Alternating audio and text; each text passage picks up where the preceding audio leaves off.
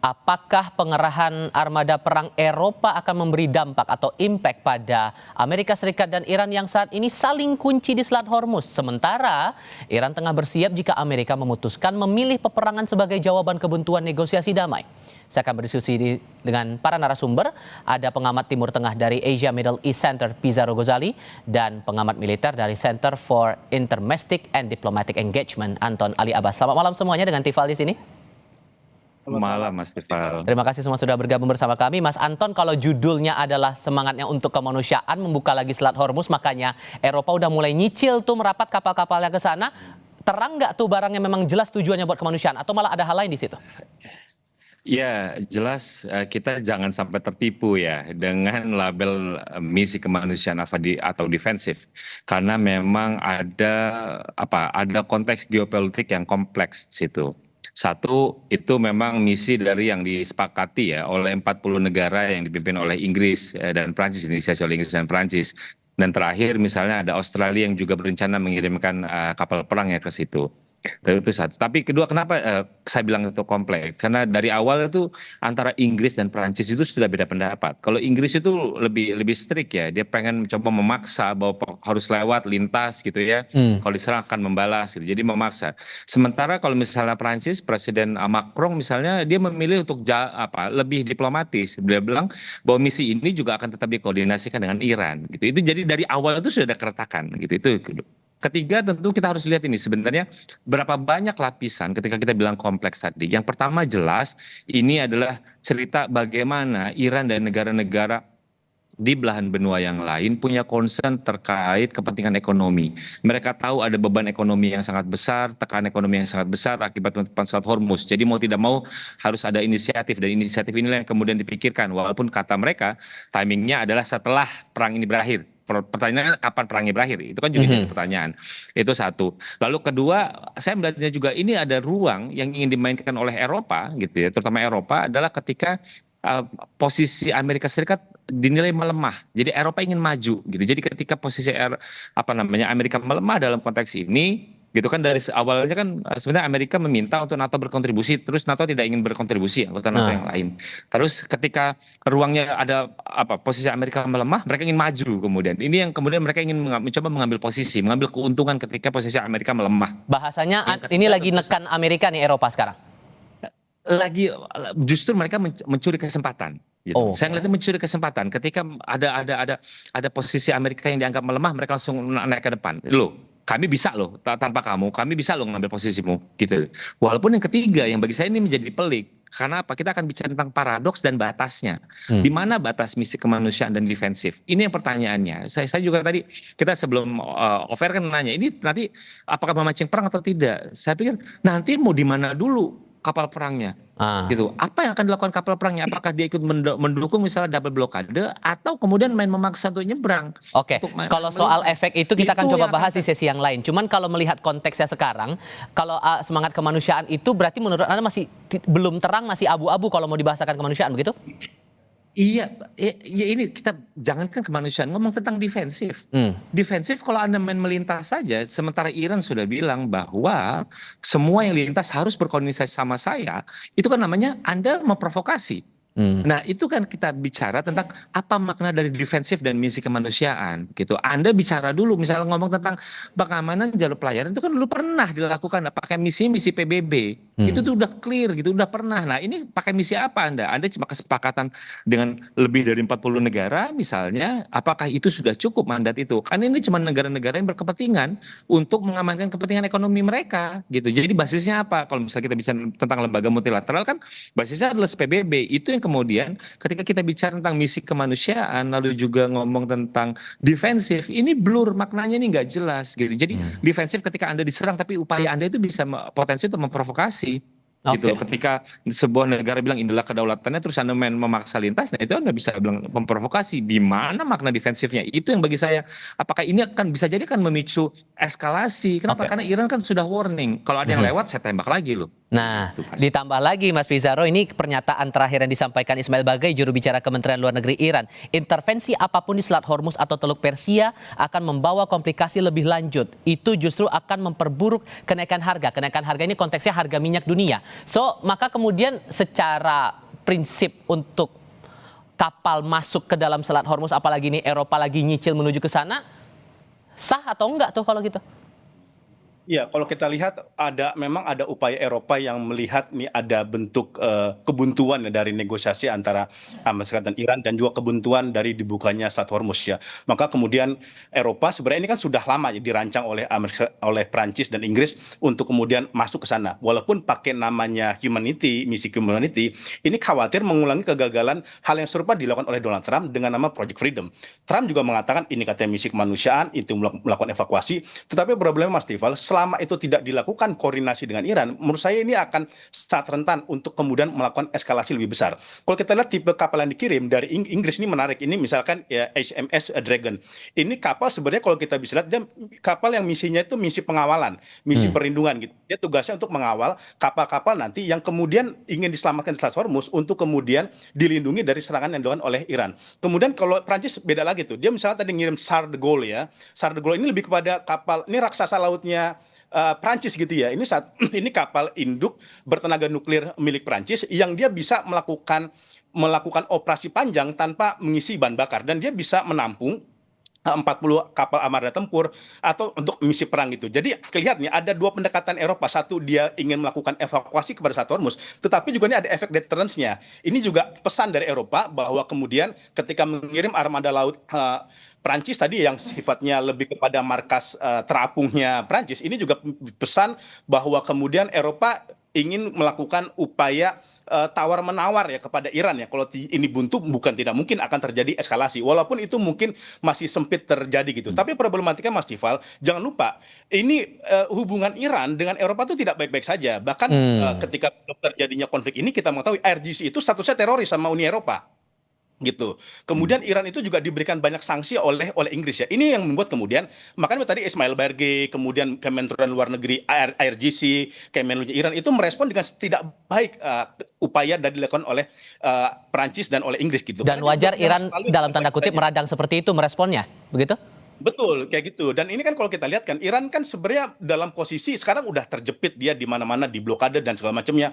Dan apalagi kemudian naiknya Mujtaba Khomeini yang pulih ke dalam tampuk kekuasaan Iran, saya khawatir kemudian Iran memang menyiapkan berbagai opsi, walaupun ada opsi terakhir misalkan sifatnya terjadi pertempuran di antara mereka. Karena tadi kan pertama dia udah menyiapkan armada nyamuk ya, kemudian dia juga udah declare bahwa dia masih memiliki kemampuan rudal, kemampuan misail, dan kemudian yang terakhir misalkan dia memberikan syarat-syarat yang sangat berat. Itu kan yang syarat yang dilakukan Iran kepada Amerika Serikat itu prasyarat loh, prakondisi untuk masuk pada negosiasi. Artinya bukan tidak mungkin ini malah memperkeruh suasana gitu yang terjadi antara Iran, Amerika Serikat dan Eropa. Dan jangan lupa ini kita khawatirkan juga eskalasi itu bisa terjadi karena Hormuz itu sempit gitu. Dia cuma 33 km ya, ininya ya, lebarnya gitu. Ada kapal Iran, ada kapal Eropa, ada kapal Amerika Serikat. Sedikit gesekan aja itu khawatir kemudian akhirnya menciptakan eskalasi yang lebih baru. Oke, soal bakal melebar kita akan bahas itu di sesi berikutnya. Cuman kalau melihat efektivitasnya juga nih Mas Anton, seandainya niat itu benar baik nih, kita coba husnuzon aja lah dulu. Kalau kemudian niatnya baik untuk membuka Selat Hormuz karena tekanan ekonominya udah sedalam ini, efektif nggak kira-kira? Iran bilang, kami itu nggak pernah menutup, kami itu nggak pernah mengganggu. Yang mengganggu itu justru Amerika. Kami justru berjanji untuk mengamankan. Dari awal track record kami itu tidak pernah ada yang mengganggu. Problemnya kan, gitu, kapal tidak ada yang tidak melintas itu bukan karena kami menutup, tapi karena kapal memang tidak ada yang berani melintas. Kok toh kami gitu, kami boleh melintas, kapal itu boleh melintas sepanjang berkoordinasi gitu. Koordinasi itu kan tentu macam-macam gitu ya. Jadi itu klaimnya dari Iran. Problemnya adalah kalau misalnya ngomong tentang efektif atau tidak efektif, ini sebenarnya misinya apa dulu? Apakah mereka tidak mau membayar? Satu, apakah mereka kemudian tidak mau mengakui adanya perubahan tata kelola di Hormuz, atau seperti apa? Atau yang niatnya adalah ingin memperkeruh?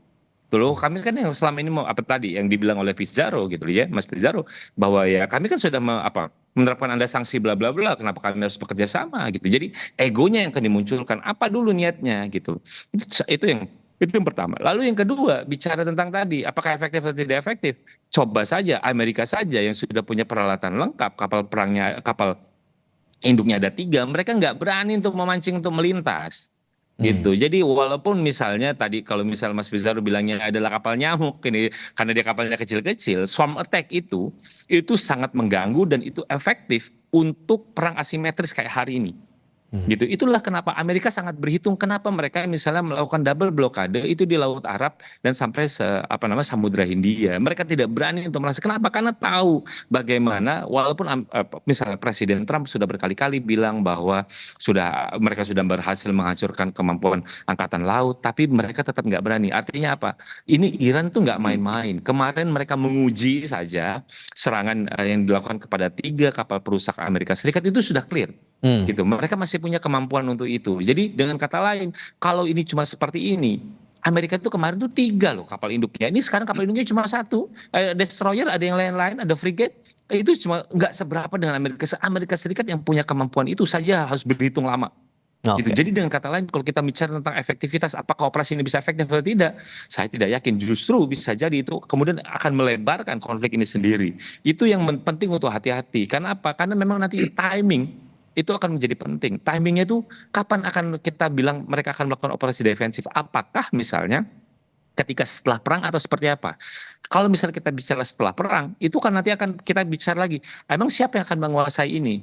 Siapa? Apakah memang vacuum of power ketika kita bicara tentang Selat Hormuz? Apakah misalnya Iran kalah atau Amerika ikut campur tangan atau memang seperti apa? Ini kan nanti akan menjadi pelik. Even itu mereka bilang bahwa ini operasinya adalah setelah perang. Setelah perang itu juga nanti kita harus berhitung kekuatan mana yang lebih unggul dalam perang ini. Oke. Apakah misalnya perdamaian itu nanti bisa tercipta kemudian itu diakui bahwa Selat Hormuz akan diserahkan pada Iran dan juga negara-negara Teluk lainnya, artinya mau tidak mau itu kan tetap harus berkoordinasi. Nanti jadi balik lagi kalau pertanyaan apakah efektif atau tidak efektif, saya tidak yakin itu kemudian bisa berjalan hari ini. Kenapa? Amerika Serikat yang jelas armadanya jauh lebih besar daripada mereka, itu saja berhitung ulang. Mereka harus cermat sekali. Mereka ketika memancing 3 kapal perusak itu nggak berani mendekat sekali loh. Gitu. Itu provokasi cuma seperti itu. Lantas kemudian ya kemampuan yang hari ini jadi kan Amerika Serikat itu kan memang tidak ada kapal untuk penyapu ranjau yang kemarin yang turun ini. Penyapu ranjau ini yang sekarang di Jerman. Problemnya adalah penyapu ranjau aja tidak cukup. Kenapa? Karena itu kan nanti ada butuh diver dan lain-lain gitu. Nah, itu juga pasti akan sibuk itu menghadapi serangan perahu-perahu kecil itu, kapal-kapal cepat kecil itu udah jelas Amerika saja sudah bisa fed up gitu ketika mereka diserang dengan itu.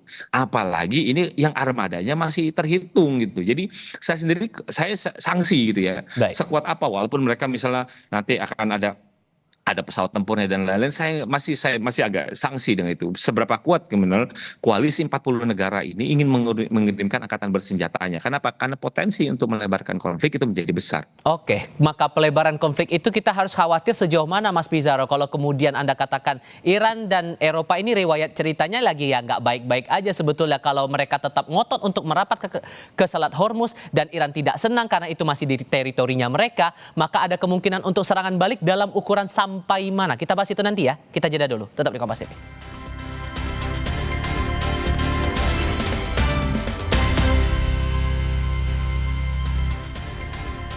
Masih melanjutkan diskusi dengan para narasumber. Mas Pizarro, kalau melihat catatan historis dari hubungan antara Iran dan Eropa ini ternyata tidak baik-baik saja, tapi kemudian Eropa anggaplah nanti suatu saat dengan nyicil itu tetap ngotot untuk merapat ke Selat Hormuz, sementara itu masih dari teritori Iran, Selat Hormuznya, Iran bakal membalas dalam bentuk atau eskalasi yang seberapa besar kalau begitu? Iya, menurut saya Mas Tifal ya ada 3 skenario ya bagaimana Iran akan merespon upaya pengepungan militer yang dilakukan oleh Eropa. Pertama mungkin serangan skala rendah ya, itu sifatnya lebih kepada peringatan, sifatnya kemudian mulai melakukan gangguan-gangguan kepada kapal-kapal dari Eropa. Itu yang paling standar, paling selemah-lemahnya imannya Iran gitu ya. Tetapi juga bisa itu skalanya skala sedang tuh Mas Tifal ya. Ada gesekan, ada jamming, kemudian ada bentrokan yang walaupun mungkin belum skalanya besar, besar ya, tetapi itu kalau tidak terkelola dengan baik, itu eskalasinya bisa sangat besar.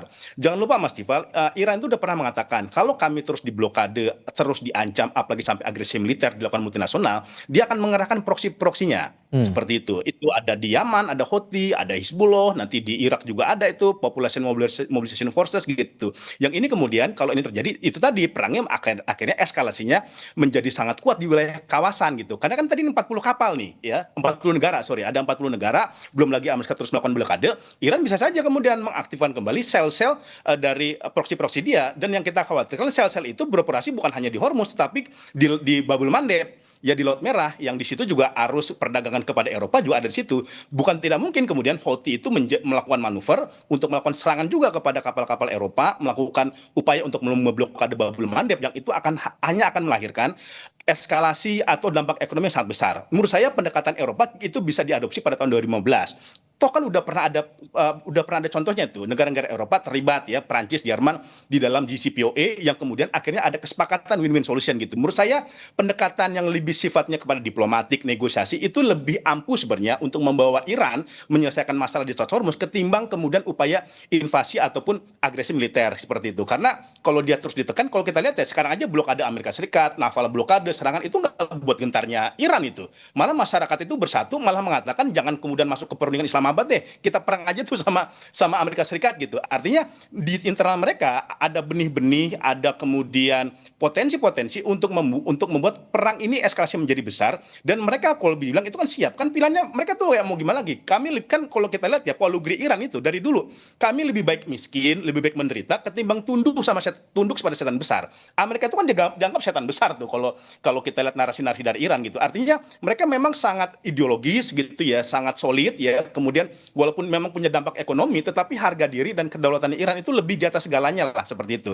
Makanya emang betul ya tadi seperti kata Pak Anton ya, bahwa Macron misalnya itu memang sangat hati-hati dia untuk kemudian ketika melakukan pengiriman kapal-kapal ini takut kemudian membuat sensitivitas Iran itu naik gitu. Makanya kan dia pakai bahasa yang mengatakan bagaimanapun upaya untuk mengerahkan kapal-kapal Eropa kepada wilayah Strait Hormuz itu harus dilakukan dengan koordinasi kepada Iran, seperti itu. Karena gini, Iran itu sekarang terbukti nih Mas Tifal, dia semakin ditekan itu malah semakin ideologis gitu. Yeah. Sekarang dia bikin otoritas baru tuh, otoritas di wilayah Persia. Itu kan dulu nggak ada.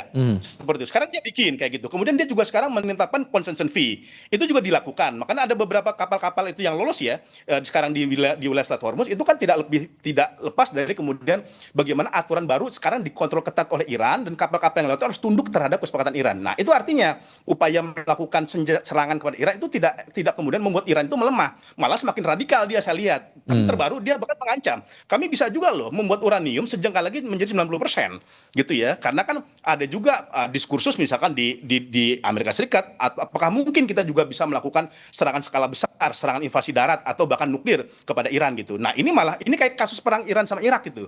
Iran itu kan dulu hanya negara teokratis itu, lebih kuat teokratisnya ketimbang militernya. Tapi karena perang melawan Irak didukung oleh Amerika Serikat, didukung oleh Eropa, dia malah kemudian meningkatkan kemampuan alutsistanya, kemampuan militernya. Dia malah menjadi sangat hawkish seperti itu ya. Akhirnya kan nanti bergeser dari dia sekedar sebuah negara teokrasi sekarang menjadi negara militer. Apalagi sekarang Mujtaba Khomeini sudah pulih ya, dan dia kan belajar dari zaman ayahnya, di mana Ali Khamenei itu lebih banyak negosiasi, lebih banyak diplomatis yang tidak menguntungkan Iran. Itu kan jadi pelajaran bagi dia, hingga kemudian sekarang malah dia memperkuat armada IRGC-nya, armada navalnya, armada militer dan lain sebagainya. Jadi saya lihat pendekatan yang sifatnya militer sejauh ini kalau kita Mas Tifal itu ternyata tidak membuat Iran itu tunduk gitu. Malah Iran itu menjadi lebih garis keras, menjadi lebih keras dalam pertarungan ini.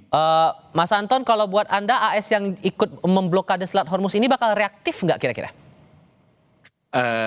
Ini Amerika Serikat lagi pusing nih bernegosiasi dengan Xi Jinping. Dengan Xi Jinping itu, Iya, dengan Xi Jinping karena tarik menarik. Jelas kita juga akan masih menunggu apakah misalnya pertemuan di Beijing ini akan menghasilkan sesuatu gitu ya, terobosan ketika kita bicara tentang perang Iran Amerika Serikat. Gitu. Ini kan yang selalu ditunggu. Semoga gitu ya pertemuan di Beijing menghasilkan sesuatu sehingga terjadi deeskalasi.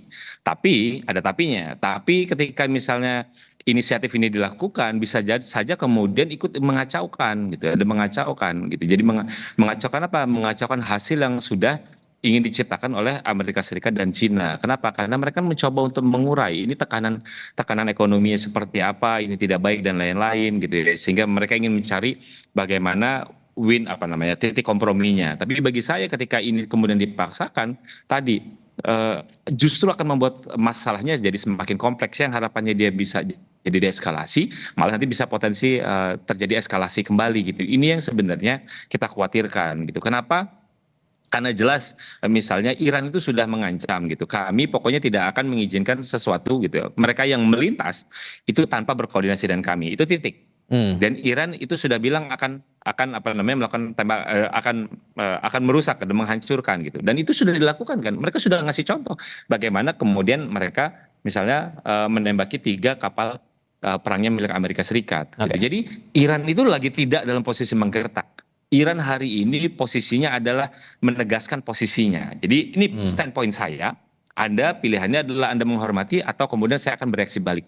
Gitu. Jadi Iran sudah melakukan itu. Jadi kemudian kalau misalnya blokade, ya itu kan sebenarnya dikunci oleh Iran. Iran pengen kalau misalnya tidak diganggu, kalau misalnya blokade diakhiri. Tapi kan problemnya ketika blokade selesai, kemudian ada yang ingin memaksa melintas, ini kan menjadi problem sendiri.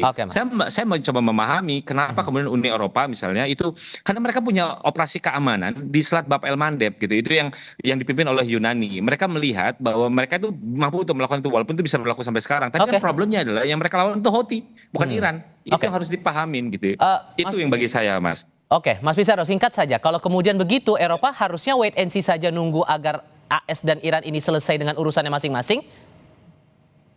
Iya, menurut saya itu jalan yang lebih rasional dan realistis ya dilakukan oleh Eropa. Karena khawatirnya juga ketika kapal-kapal Eropa itu malah mengepung Strait Hormuz, saya tuh khawatir malah ada operasi false flag itu, Mas Tival ya, dari Amerika Serikat gitu ya. Itu seolah-olah itu dilakukan oleh Eropa, padahal itu dilakukan oleh Amerika Serikat untuk kemudian memperkeruh air yang sudah keruh ini seperti itu. Jadi ini yang seharusnya dihindari oleh Eropa, alih-alih melakukan agresi, lebih baik mencari upaya win-win solution ya. Apalagi masalahnya Iran itu juga tidak percaya sama Eropa, dia disanksi, dia diberikan aset-aset yang ditahan, bagaimana dia kemudian mau menerima upaya kemanusiaan quote and quote yang dilakukan oleh Eropa untuk melakukan Strait Hormuz yang ada yang tadi disebut oleh Pak Anton yang terjadi malah Iran itu melakukan serangan balik kepada mereka. Mas Pizarro, Mas Anton, terima kasih banyak yang sudah berdiskusi bersama saya hari ini. Saya selalu untuk Anda berdua. Selamat malam. Malam, Mas.